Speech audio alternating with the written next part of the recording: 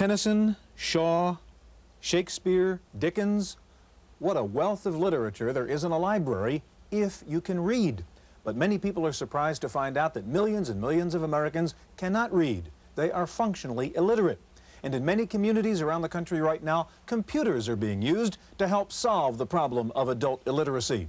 Today we take a look at computers and illiteracy on this edition of the Computer Chronicles.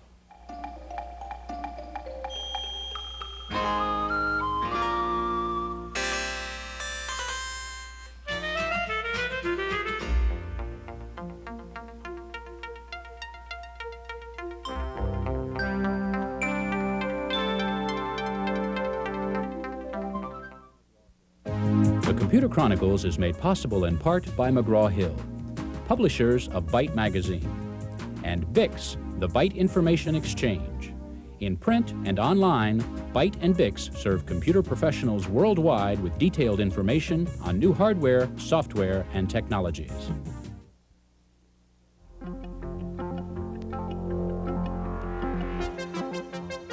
Welcome to the Computer Chronicles. I'm Stewart, Cheifet, and with me this week is Jan Lewis. Jan, I'm looking at two job application forms here. This is to become a waiter. This is to become a gas station service attendant. We're pretty well-educated people, yet we're having trouble figuring out how you fill in all the blanks in this thing. You can imagine what it must be like if you're functionally illiterate. We're taking a look at the use of computers in adult literacy training today. Computers seem to be doing a very good job there, despite the fact that we hear traditional computer-aided instruction in schools is not working too well. Why is that? What we're really seeing here, Stewart, is a difference in the implementation at the adult level versus at the elementary school level. But the theory still holds at both levels. The theory, of course, is that somebody can learn better if they can learn at their own pace, if they can learn in a non-threatening environment, nobody's looking over their shoulder, and also if they can get the instantaneous feedback that they get from the computers. So the real difference has simply been in implementation. Very successful adult programs in corporations and illiteracy in the armed services, etc. Jan, we're going to travel from Pennsylvania to Michigan and California today to see several examples of how computers are being used successfully in adult literacy training programs. We're going to start out by looking at a California program that uses Apple II computers and off-the-shelf software. California is at the forefront of the literacy movement. $4 million goes annually to libraries where the 3 R's are taught to adults free of charge. And of all the participating libraries, Richmond is considered a leader in the use of computers to teach literacy. Computers were, in fact, a key element right from the start in the Richmond Library's literacy program called LEAP. The computer is really non-judgmental. It's real private. It doesn't tell you that, oh, I'm tired of you working on that problem. Let's go back to it. Let's come back to it next week. One student commented about the repetition, that you need to have things in repetition to be able to learn them sometimes. And with a tutor, even if you have a tutor that's very understanding, the student may just feel embarrassed about having to be constantly going over the same thing with the tutor. But with the machine, it's just there. Students in the LEAP program range from those who can't read at all to those who simply need to increase their spelling skills or reading comprehension. That wide range of needs initially prompted months of research. Staffers finally settled on some 20 software programs that they use regularly. But setting up such a program was no easy task. Most literacy software is designed for children learning how to read and write. And the people here had to find software that wouldn't talk down to adults. When we first started, it was very hard, and we picked a lot of different things, and we figured that we would experiment and find out what things worked well. And there are some things that are available now. I think the big market is remedial work in high school, and so we have a lot of things that are kind of directed at young adults, and that's okay. There is a growing market, I think, in adult schools and community colleges for people who are learning how to read as adults. And I'd like to see there being more. There are a lot of possibilities in speech, with the speech capability of the computer, so that it can work at a really basic level and make things accessible to people who are learning at a basic level. But I still think it's pretty wide open. I'd like to see some other things getting developed, definitely. Still, most students say they're pleased with the software, and the computer has helped them. It's much easier on the computer because they have games you can play, so it makes it more interesting, more of a challenge than it would be to just sit and say, well, I'm going to memorize this and write it this way over and over and over and all that kind of stuff. This makes it easier, and it makes it a challenge, and it makes it fun, so you want to do it. So that's the difference between doing it on your own and doing it on a computer, for me anyway. The next addition to the Richmond LEAP program will be a Macintosh. Staffers say they want to find out how the use of a mouse, bypassing the keyboard, aids in the teaching of reading. In Richmond, for the Computer Chronicles, I'm Wendy Woods.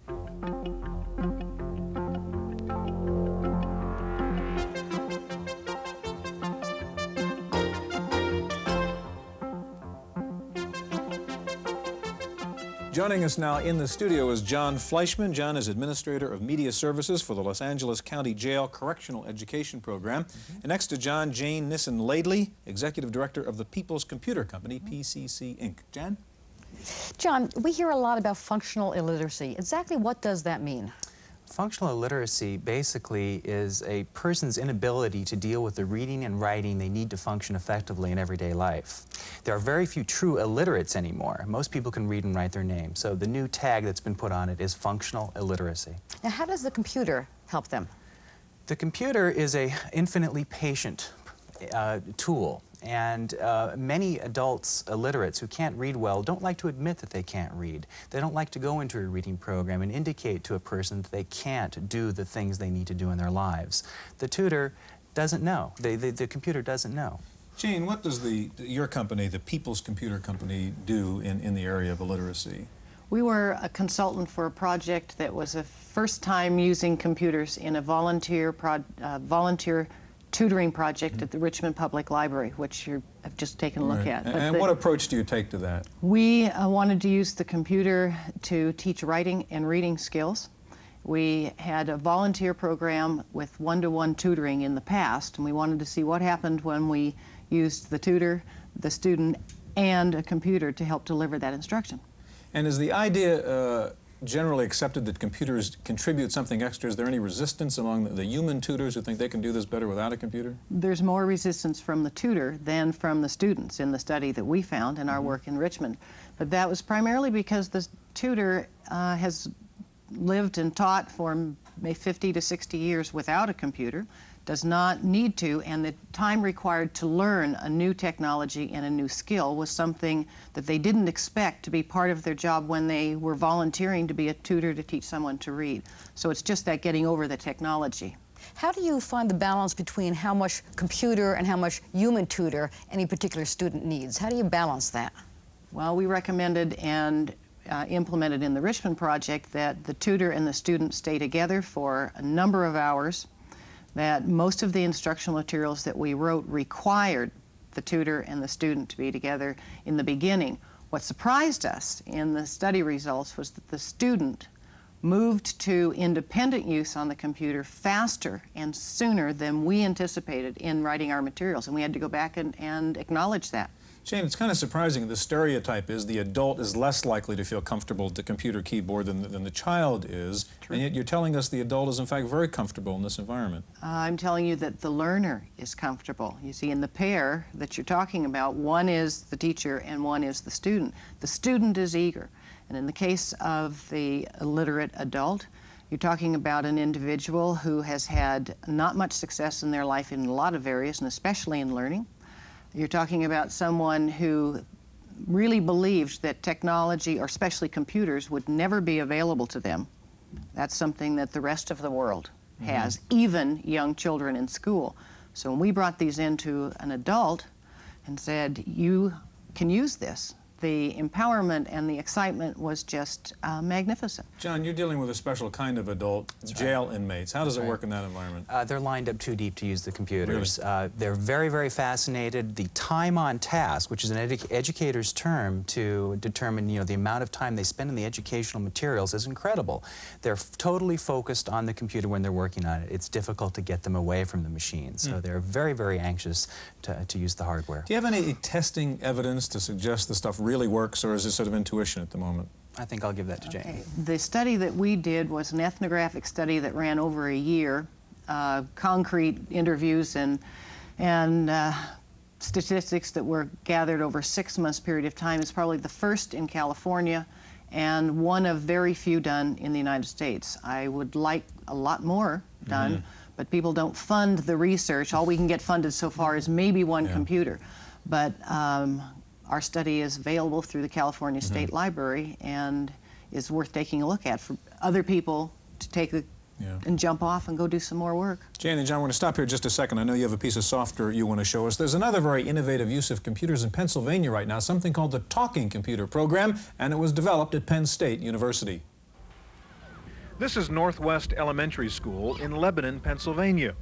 Most of the students here are kids, but lately some new students have been showing up, grown-ups, coming here to learn how to keep up with their kids, coming to learn how to read. Joan likes bread for lunch.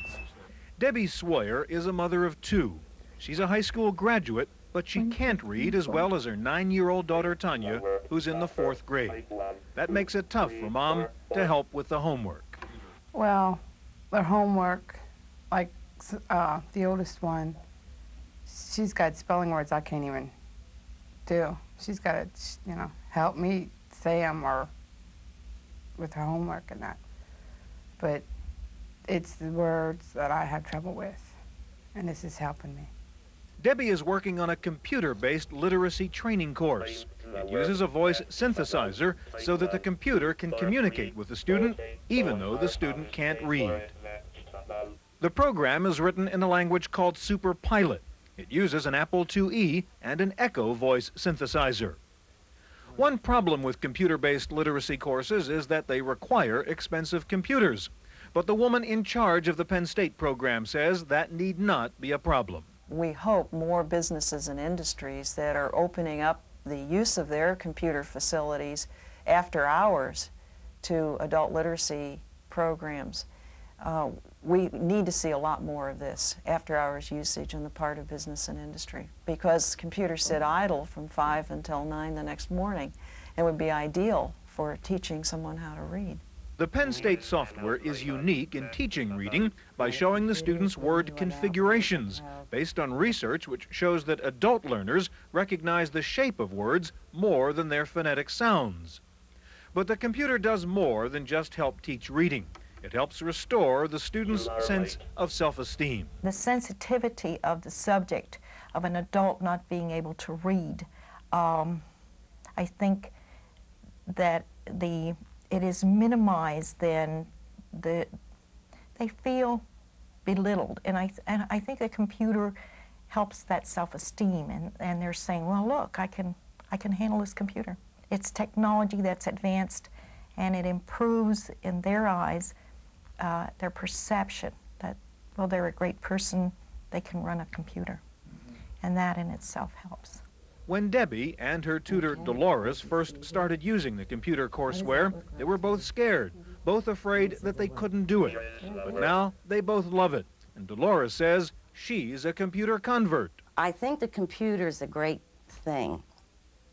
And it's coming to the age where it's going to be a computer age, right? So I just adjust with it and I go with the times.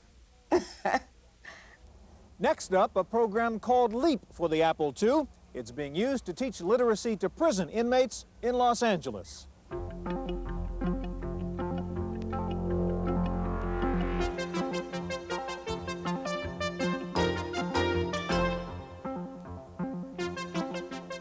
We're back in the studio again with John Fleischman and Jane Nissen-Lately. Jan. John, you have a new piece of software here that you're going to show us. Tell me a little bit about it. This particular program is produced by Educational Activities Incorporated. It's brand new on the market, 1987. It's called the Language Experience Program 1, LEAP 1. What it does is it uses a person's existing skills, the ability, their own knowledge about their family, their friends, and then channels that into a reading lesson. It's kind of like the next generation of word processors used for a reading instruction program. Now what we have here, we've already gone past the opening logo. We're into the program. It's a very personalized and very interactive program. So what I'd like you to do is to go ahead and select an area that you would like to write about. You have a choice, relatives, jobs, memory. So okay, so I'm going to be the functionally illiterate you're going to be student. the student and I'm going to be the teacher. Okay, so I want to see job, let's say. Now most of the activities would actually happen by the student. There are points where you would sit down with the teacher to correct grammar and review the material. So Jan might be doing this herself at the terminal. Okay, well go ahead, Jan. Okay, so let's say job. You've indicated job. Okay. They'd like to know more about the job. Press any key to continue. Just like that, right? Just like that. Okay. Tell me about your job. Okay, so now it's going to have me put some things in here. It's giving you some instructions now, some basic instruction. Initially, of course, I would sit with you to explain this process. So yeah, John, is there a problem? There's some sophisticated reading capability necessary to get through this. Is that a problem? That would be a real big problem for someone reading on a 1.5 grade level. So they would have to work with the teacher initially or work with another student who's reading at a higher level. So this is basically the instructions now. Okay, Jan, go ahead and advance it on. Okay, let's continue. Okay, so it wants me to write 3 sentences. So let's say, I like my job, and I work in a, factory. Okay, now even if that spelling's incorrect. Okay, and then I can do that pound sign. Okay, and return. Okay. Okay, now here's a good example. You didn't follow the instructions. You must write at least 3 sentences. Please add to what you have written. So if you press any key to continue, it will take you back to that original, what you were writing, and now you will add in your 3rd sentence. I see, okay. Now, of course, you can write more than 3 sentences. The idea here is your own words, it's your own story. It has much more meaning for the adult learner. The next thing that would happen is you would take your story up to the teacher, and the teacher would put another disc. Let's see, she's finished. Okay, you've typed your 3rd sentence now. Okay, so that's... And what do you have to enter the pound sign now to see if it'll accept it this time? Okay, try that. so enter the pound sign and then return. That's right. Let's see if it takes it. Okay, Looks like it takes it. So I like it. It's I'll say yes. Well, yeah. Okay. Okay. Okay, now what happens then, John? Okay, now what you would do is then take this story up to the teacher or to the tutor. You would sit down with that teacher and together you would review the story. Now here you spelled factory incorrect. So you would actually retype the story again, spelling it correctly with the grammar correctly.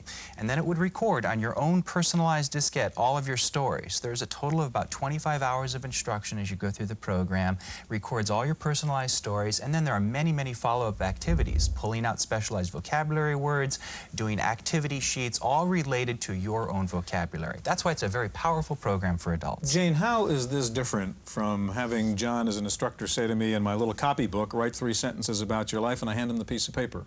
What's added here? What's very different is that for an adult who has difficulty reading, for the most case they have difficulty writing, and you're talking about 2 separate skills. One is a handwriting skill that has to do with lots of practice and small and large motors going at the same time. In the case of using word processor, and we used it in Richmond for this very reason, is that the very first time the student is on that computer, they can push a button and take printed copy and take it home and own it. I have a completed story that other people can read, and it's very important to be able to write first and then have someone else read it, and they can also read it themselves back in practice. The handwriting does not get in the way. Does this add to the cost of educating the student? In other words, what is the cost-benefit trade-off here? We certainly didn't do a lot of cost factor in terms of actual cost of software against hours, man-hours. I would suspect that in a volunteer program, it's extremely cost-effective, and would say so because of the amount of use by the students on their own. Once you get over the cost of training the volunteers, they have another instructor and more hours of instruction. We had them using the lab more hours because they could do it on their own than they would have before we had the computers. Jane, John, thank you very much. We're going to take a look at another innovative example. Now, this is a system, an expensive one, developed by IBM and being used very successfully now in Michigan to retrain auto workers. Let's go there for that story. Flint, Michigan is one of the capitals of the auto industry, and it reflects many of the difficulties faced by auto manufacturers. For many laid-off workers, the plant closures mean job retraining, and for some, that includes such basics as learning how to read. Flint is in transition in terms of industry. We're going from an industry that required heavy manual labor with less academic and competency skills as far as academics, to a very high-tech industrial community. And as you look at the history of people who came out of public schools, some graduating, some not graduating, and going into industry, they could obtain very good jobs, high-paying jobs with minimal skills. Today, That is not the case. Flint is also the test center for a revolutionary approach to teaching literacy with computers for beginning readers and for those who never learned. The program is called PALS, or Principles of Alphabet Literacy System. PALS grew out of a program aimed at teaching reading and writing skills to kindergarten-age children. It was developed by Dr. John Martin and has been licensed by IBM. With the single most difficult thing there is to learn in the English-speaking world, learning to read. We have the highest rate of failure in that level of learning than anything else that occurs between age 5 and 25. The PALS adult classroom has Laserdisc players, touch-sensitive computer screens, typewriters, and PCs. From the moment students arrive, they are immersed in computer technology. The textbook is on a Laserdisc in the form of a story related in comic book style. Students learn touch typing simultaneously, and they can proceed at their own pace, something Dr. Martin believes is very important. Coming to the computer without the intervention of an adult means that, in effect, they are teaching themselves through the vehicle of the computer. This seeming dehumanization, which some people decry as a technological intrusion, as a matter of fact, is very therapeutic. Because, you see, the damage to them has been done by people. After 20 weeks in the PALS program, about 80% of the students have improved their reading skills by an average of 2.5 years of schooling. The self-paced rate of instruction seems to be an important part of that success. It was breaking the words down. You were using the alphabets more often, learning the sounds, because you have a lot of sounds are alike. During the time that I was in school, your teacher would just flop it on you, and you either learn it or you didn't. But here, I worked at my own pace. When I took this class, I learned how to read things that I've never even read before. And as of today, I can fill out an application. I can go to any place and fill out an application. From a teacher's point of view, the central role of the PC might appear to be a threat, but instructors play a pivotal role. It gave me more time then to circulate and talk to individuals about individual problems. It did all the legwork for me. Rather than having to stand and lecture in front of the class, the computer did a lot of that tutorial work for me. And I could concentrate on the special cases and problems and individualize the lesson. PALS was adapted from Dr. Martin's reading program for children called Writing to Read, which shares the same underlying concepts as PALS. To watch 5-year-olds using Writing to Read is to raise one's perception of what a young mind can learn. We're invited to learn in abysmally poor ways. But in Writing to Read and in PALS, I bring to the fore the intellectual structure of what a word is. Make it apparent to a student that a physical representation of a word is a symbol system called the alphabet that represents the sounds you make when you speak that word. Say book. Dr. Martin notes that it's too early to tell if computer instruction indicates the need for a radical restructuring of teaching methods, but he does anticipate some major changes. I know this much, having lived my life in the world of the schools, that the concept that a school consisted of a series of boxes in which you put 25 to 30 children and one teacher all day, or move them around and called it a secondary school, and they went to specialized classes for language and science and so on. I think technology is going to blow those walls apart. That's our look at computers and illiteracy. If you would like information about contacting a literacy training center in your community, call Contact Literacy. The number is 800-228-8813. Thanks for joining us. Stay tuned now for this week's Computer News.